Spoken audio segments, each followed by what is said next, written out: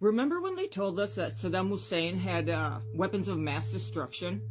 Well, what if I told you that the weapon of mass destruction may have been a Stargate, Anunnaki technology? Saddam believed that he was the reincarnation of Nebuchadnezzar, one of the kings of Anunnaki bloodline. In fact, he had excavated artifacts from Babylon and was building a theme park, a huge, magnificent structure as a theme park, an Anunnaki theme park. At the time, I was in Italy, and I lived by a NATO base, so when I'd go out, a lot of the times, I knew a lot of American soldiers. And something that stuck with me during the years was the fact that they were saying that they were going to get artifacts. And at the time, I was like, wait a second, you're invading a country for weapons of mass destruction, yet your mission is to go to a museum? What?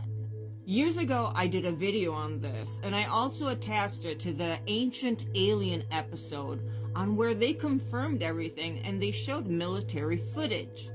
Those two videos are still up on one of my backups. That was my very first account, and we all know what happens when you tell the truth. So I'm starting to see a lot of people that are recreating my viral video, but they are really twisting the situation around. When the troops invaded, they didn't go to science labs or facilities like that, or to where one would house such weapons. No, they went to the museums. The first thing that they raided were the museums. Right there, that is sus, right? Okay. So now that decades have gone by, can we please talk about it?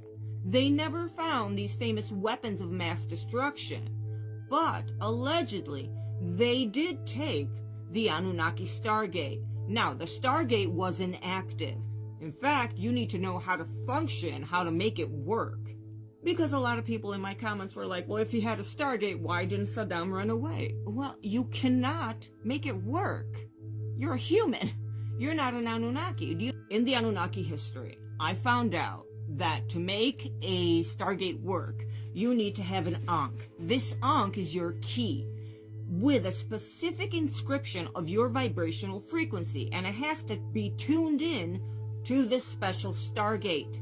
Without the Ankh, without your code in it, you can't travel through it. And this was done this way so that normal humans could not pass through the Stargate, and only the Anunnaki royals could. That's why he couldn't use it, and that's why even the military can't use it. Now, if these allegations are true, we have a situation like the TV series Stargate 1. That could be considered a weapon of mass destruction, right? Why not?